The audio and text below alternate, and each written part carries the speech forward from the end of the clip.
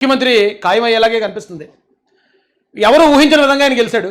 అయితే కంప్లీట్ పక్క రాష్ట్రానికి సంబంధించిన రాజకీయం ఇది. అయితే ఇక్కడ వైసీపీ వాళ్ళు ఏదో ఇప్పుడు జగన్మోహన్ రెడ్డి మళ్ళీ సీఎం అయినట్టు వీళ్ళు చేస్తున్న అడావుడి చూస్తూ ఉంటే చాలా చిరాగ్గా అసహ్యంగా అనిపిస్తుందండి. ఒకసారి వీళ్ళ ప్రచారం ఎలా ఉందో ఒకసారి చూపిస్తానండి మీకు. వీళ్ళ ప్రచారాన్ని వాళ్ళ అనుకూల మీడియా అంటుంది. వైసీపీకి అనుకూలంగా మాట్లాడు ఇతను. అలాంటి వ్యక్తే మరి ఎందుకురా ఎక్కడో విజయ్ గెలిస్తే ఇద్దరికి లింక్ పెట్టి మాట్లాడుతున్నారు ఎందుకురా అని వైసీపీ వాళ్ళే చిరాకు పడుతున్నారు.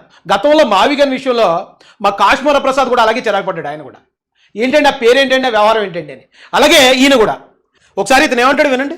ఈ రోజు వైసీపీ కార్యకర్తలు పెద్ద ఎత్తున ట్వీట్లు చేస్తున్నారు. ఎందుకు చేస్తున్నారు అర్థం కాని విషయం. ఇక్కడ వింత విచిత్రం చెప్పనా మీకు విజయ్ గారి కంటే స్టాలిన్ గారే జగన్మోహన్ రెడ్డి గారికి చాలా దగ్గర ఇచ్చారు అని తెలుసు, చాలా మందికి తెలుసు. ఆయన కూడా చేస్తున్నారు. స్టాలిన్ గారే చాలా దగ్గర జగన్మోహన్ రెడ్డి గారి విజయ్ గారి కంటే. ఈవెన్ కొన్ని బిజినెస్ డీటెయిల్స్ కూడా ఉన్నాయి. సరే అవి డిస్కస్ చేయకూడదు మనం. చాలా దగ్గర సంబంధాలు వీళ్ళకి. జగన్మోహన్ రెడ్డి గారి మనిషి స్టాలిన్ గారు, ఆయన అంటే మిత్రుడు అనాలి. ఓడిపోయినప్పుడు మీరు ఇంకా బాధలో ఉండాలి. కానీ విజయ్ గారి గెలుపులో మీ గొప్పతనం ఉంది. అయితే ఇతనికి ఇంకా పూర్తిగా ఆ పేటీఎం లక్షణాలు అబ్బలేనట్టుంది. న్యాయంగా మాట్లాడేస్తున్నాడు. నిజానికి ఆ రోజున జగన్మోహన్ రెడ్డి గారు సీఎం అయినప్పుడు ఇక్కడికి ప్రమాణ స్వీకారానికి ముఖ్య అతిథిగా స్టాలిన్ గారు వచ్చారు. గతంలో వీళ్ళు కాంగ్రెస్ పార్టీకి అనుకూలంగా పనిచేసిన పరిచయాల వల్ల రాజశేఖర రెడ్డి గారికి, కరుణానిధి గారికి వీళ్ళకే సత్సంబంధాలు ఉన్నాయి. పాపం ఇతను తెలియక మన ఓడిపోయారు, అక్కడ మన స్టాలిన్ ఓడిపోయాడురా, ఓడిపోతే మీరు సంబరాలు చేస్తున్నారేట్రా బాబు అని చెప్పి ఆ వైసీపీలో ఉన్న అనుకూల మీడియా ఛానల్సే అసలు షాక్ అయిపోతున్నారండి. మొన్న ఎప్పుడో పెళ్లిలో కలిసారంతే జగన్ గారు వెళ్ళి ఎవరిని, ఆ విజయ్ గారు ఏదో ఒక బొకే పట్టుకుని పెళ్లి కొడుకు ఇస్తూ ఉంటే ఏదో అది జగన్ గారికి ఇచ్చినట్టు ఎడిటింగ్లు చేసుకున్నారు, సునకానందం పొందారు. దీనివల్ల ఏమొస్తుంది? ఇవ్వండి వాళ్ళే తిడుతున్నారు. రే మన వ్యక్తి, మన స్నేహితుడు, జగన్ గారి స్నేహితుడు స్టాలిన్, ఆయన ఓడిపోయి ఉన్నాడు, మనం బాధలో ఉండాలి. ఏట్రా బాబు మీరు ఊరోళ్ళ పెళ్లి కుక్కలాడవడం అన్నట్టు ఇదిగో ఆయనే పెట్టినట్టున్నాడు. మరి ఎవరో పెట్టారు, ఇది నేను చూశానండి. ఏం పేరండి? పివిఆర్ వర్ధన్ రెడ్డి గారు పెట్టారు. వీళ్ళ ప్రచారం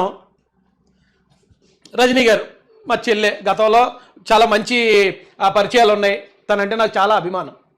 అయితే మరి ఇప్పుడు కొన్ని రోజుల నుంచి ఆవిడ స్వరం మార్చింది. ఆ విషయంలోకి నేను వెళ్ళగానే ఇక్కడ అడ్వకేట్ రజనీ గారు ఒక పాయింట్ మాట్లాడారు. ఆ పాయింట్ కూడా మీకు ఒకసారి వినిపిస్తాను. నేను తీసుకున్నాను నేను ఇంకా బలంగా కొట్టి గెలిచి చూపిస్తాను అంటూ ఆయన ఓడిపోయినప్పుడు చెప్పిన మాట తీసుకున్నాను. నువ్వు కొట్టావు, నువ్వు బలంగా కొట్టావు, నేను ఓడిపోయాను, ఓకే మళ్ళీ తీసుకుంటాను అన్నారు సార్. సో ఎనీవే ఈ మధ్య పెళ్లిలో కూడా కలిసినారు ఏదైతే విజయ్ గారిని. అప్పుడు కూడా ఆయన ఇచ్చిన సందేశం, మెసేజ్ ఒకే ఒక్క వర్డ్ గుర్తుపెట్టుకో విజయ్, ఎంత కష్టమైనా ఎంతమంది ఎన్ని ఇబ్బందులు పెట్టినా నేను మీకోసం ఒంటరిగా నిలబడుతున్నాను, మీరు నాతో ఉంటారన్న నమ్మకంతో నిలబడుతున్నాను, మనం అందరం కలిసి ముందుకు వెళ్ళాలని నిలబడుతున్నాననే కొన్ని సందేశాలతో నువ్వు ప్రజల్లోకి వెళ్ళు, ఎన్ని ఇబ్బందులు పెట్టినా నువ్వు సింగిల్.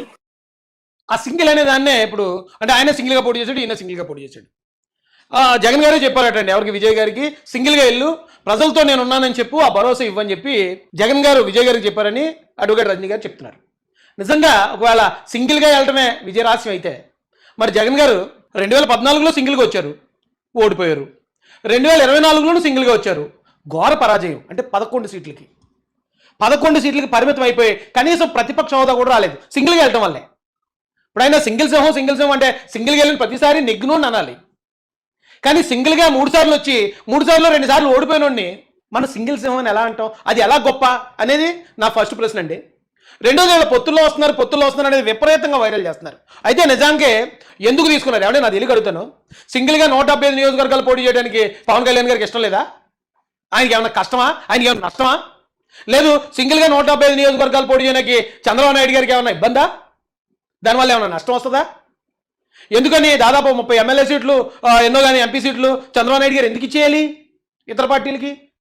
అలాగే పవన్ కళ్యాణ్ గారు కూడా 21 సీట్లతో సర్దుకుని మిగతా సీట్లన్నింటిలో కూడా మన వాళ్ళు సపోర్ట్ చేయడని ఎందుకు చెప్పాలి? అరే అందరికీ 175 పోటీ చేసుకునే అవకాశం ఉంది. బీజేపీ కావాలంటే బీజేపీ పోటీ చేసుకోవచ్చు, టీడీపీ 175 పోటీ చేయొచ్చు, జనసేన 150. అలా పోటీ చేస్తే ఇప్పుడున్న ఈ తల్లప్పులు కూడా ఉండపోను కదా. ఎగ్జాంపుల్ నేను తెలుగుదేశం గురించి చెప్తున్నానండి. ఏ అయితే పొత్తుల సీట్లు కూటమి పార్టీలు కేటాయించారో ఆయా ప్రాంతాల్లో ఉన్న తెలుగుదేశం ఇన్ఛార్జీలు, తెలుగుదేశం కార్యకర్తలు అసంతృప్తితో ఉన్నారు కదా. ఆ బాధ కావాలని ఎవరైనా నెత్తిమే పెట్టుకుంటారా? ఆ ఇబ్బంది ఎవరైనా కావాలని చంద్రబాబు నాయుడు గారు చేస్తే నాకు ఈ ఇబ్బంది కావాలని ఆయన కోరుకుంటాడా? అలాగే 21 సీట్లకి ఎందుకు నువ్వు పరిమితం చేసావు, నువ్వు ఇలా చేయకుండా ఉండాల్సిందని చెప్పి జన సైనికులు సూటుమోటు మాటలన్నీ పొడుతూ ఉంటున్నారు పవన్ కళ్యాణ్ గారు కొద్దిమంది. ఆయనకి ఏమైనా ఇష్టమా? ఏ వైసీపీ వాళ్ళకి చెప్పక్కర్లే, విపరీతంగా ఎలా మాట్లాడతారో అందరికీ తెలుసు. ఈ మాటలన్నీ పడ్డం వాళ్ళకి ఇష్టమండి. వాళ్ళు సంతోషంగా చేశారా? అదొకసారి చెప్తానండి. అంటే మా కామెడీ కింగ్ పేరు ఆయన కూడా వచ్చాడు, విజయం చూసి నేర్చుకో అంటున్నాడు. అలాగే పవన్ కళ్యాణ్ గారు గతంలో మాట్లాడుకున్న మాటలు వేశాడు. అంటే నేను ముఖ్యమంత్రి అవుతానని ఆయన చెప్పింది, ఇంకెంతకాలం పల్లకీలు మోయాలి అని చెప్పిన వీడియో మరోటి వేసుకుంటూ వచ్చాడు. చివరికి వచ్చేటప్పటికి ఎస్ మనం పొత్తులో వెళ్ళాలి అని పవన్ కళ్యాణ్ గారు చెప్పింది వేశాడు. అన్ని మాటలు మారడానికి కారణం ఉంది కదా. కారణం ఉన్నప్పుడు ఖచ్చితంగా మనిషి మారతాడు కదా. అరే చలికాలం వచ్చిందంటే దుప్పటి కప్పుకుంటాం, ఎండాకాలం వచ్చిందంటే దుప్పటి తీసేస్తాం కదా. అదే లేదు నువ్వు చలికాలంలో దుప్పటి కప్పుకున్నావు కాబట్టి ఎండాకాలంలో కూడా నువ్వు రగ్గు కప్పుకుని పడుకుంటే ఏం పద్ధతి ఇది? పరిస్థితులను బట్టి మనిషి మారతాడు కదా. మారకుండా ఎప్పుడు ఒకలాగా ఉండడానికి కానీ శిలా విగ్రహం ఏంటి? అంటే ఎవరి పొత్తు లేకుండా సింగిల్గా పోటీ చేసి సీఎం అయిన మునగాళ్ళు అట్టండి. ఖచ్చితంగా విజయ్ గారిని మునగాడని అనాల్సిందే మనం. ఎందుకంటే ఆయన ఉన్న ఆ రాష్ట్రంలో ఆ పరిస్థితులు తట్టుకుని ఆయన ఎన్ని ఇబ్బందులు ఫేస్ చేయడం మనం చూసాం. ఇప్పుడు రాజకీయం అంటే అదే కదా. మన మాట ఎన్నోడిని కంట్రోల్ చేయడానికి రాజకీయ పార్టీలు వ్యూహాలు పన్నుతాయి కదా. ఆ పన్నిన క్రమంలో ఐటీ రైడ్ జరిగాయి, ఇబ్బందులు పడ్డాడు. అలాగే ఫ్యామిలీ ప్రాబ్లమ్స్ వచ్చాయి, తొక్కిసలాట జరిగినప్పుడు కేసులు అయ్యాయి, సిబిఐ ఎంటర్ అయింది. బోల్డ్ అని పడ్డాడు, నిలబడ్డాడు, తట్టుకుని ఇవాళ ప్రజల మనసు గెలుచుకున్నాడు. సీఎం సీట్కి ఆల్మోస్ట్ దగ్గరకున్నాడు. అంటే ఎన్నో ఇంకా 10 సీట్లు తేడా ఉన్నాయన్నారు కాబట్టి ఇంకా కన్ఫర్మ్ చేసి చెప్పట్లేదు. మనగాడే కాదని ఎవరన్నారు? కానీ ఇక్కడ ఎందుకు ప్రతిదానికి మనం కంపారిజన్ ఎందుకు? ఎవరు సీనియర్ వీళ్ళిద్దరిలో? నేను జగన్ గారే సీనియర్ కదా, 14 నుంచి ఉన్నాడు. ఈయన పార్టీ పెట్టి రెండు సంవత్సరాలు అయింది. ఒకవేళ పోల్చుకోవాల్సి వస్తే ఎవరితో పోల్చుకోవాలి? అరే విజయ్ గారి అభిమానులు, విజయ్ గారి కార్యకర్తలు జగన్ గారితో వాళ్ళు పోల్చుకోవాలి. మీరు ఎందుకు వాళ్ళతో పోల్చుకున్నారు? జగన్ గారి సీనియర్ కదా. సీనియర్ అయి ఉండి కొత్తగా జూనియర్, ఇప్పుడు కొత్తగా రాజకీయాల్లోకి వచ్చిన ఒక నాయకుడిని ఆయనతో పాటు పోల్చేసుకుని ఎందుకు ఈ సునకానందం? ఎందుకు పాపం జగన్ గారిని ఇలాగ అవమానిస్తారు? ఎందుకు? తప్పు కదండి. వాళ్ళు పోల్చుకోవాలి, వాళ్ళు పెట్టుకోవాలి. జగన్ గారితో ఈయన ఫోటోలు తీసుకుని మా విజయ్ గారు జగన్ గారితో ఫోటో దిగారని చెప్పి వాళ్ళు టీవీకి వాళ్ళు అక్కడ పెట్టుకోవాలి. మీరు తెచ్చి పెట్టకూడదు. ఇక్కడ అసహ్యంగా ఉంది. అంటే ఎక్కడైనా ఒక చిన్న విజయం వస్తే ఆ విజయాన్ని మనం క్లైమ్ చేసేసుకుని మన వాళ్ళు అంటే ఏంటంటే జగన్ గారి ఫోటో అంట ఇలా చూపించారు విజయ్ గారు అందుకని గెలిచేసాడు. చెప్పడానికి కాస్త వాస్తవాన్ని దగ్గరగా చెప్పండి. ఏదైనా చెప్తే నిజమంటావా అనిపించేలాగా ఉండాలి. ఆ రోజున ఆయన యాత్ర చేస్తున్నప్పుడు ఆ బండి మీద ఉన్నప్పుడు యశ్వరావు ఫోటో ఇచ్చారు, పైకి చూపించాడు. అంబేద్కర్ ఫోటో ఇచ్చారు, పైకి చూపించాడు. ఇంకొక నాయకులు ఫోటో ఇస్తారు, పైకి చూపించాడు. అలాగే ఈ విజయ్ గారు జగన్ గారు కలిసి ఉన్న ఫోటో ఎవరు ఇచ్చారు అభిమాని, జస్ట్ పైకి చూపించాడు. ఆ పైకి చూపించడం వల్ల గెలిచేసిందంటే తప్పు కదా. ఇలాంటి తప్పుడు ప్రచారాలు చీప్ అయిపోతున్నారు కదా. ఇంకని ఇప్పుడు ఇక్కడ మీరు ఎదుర్కోవాలంటే ఇక్కడ మీరు ఆంధ్రాలో ప్రతిపక్షం లేదనుకున్నావు కదా. అయినా కానీ ఇక్కడ పార్టీకి ఉన్నారు కదా.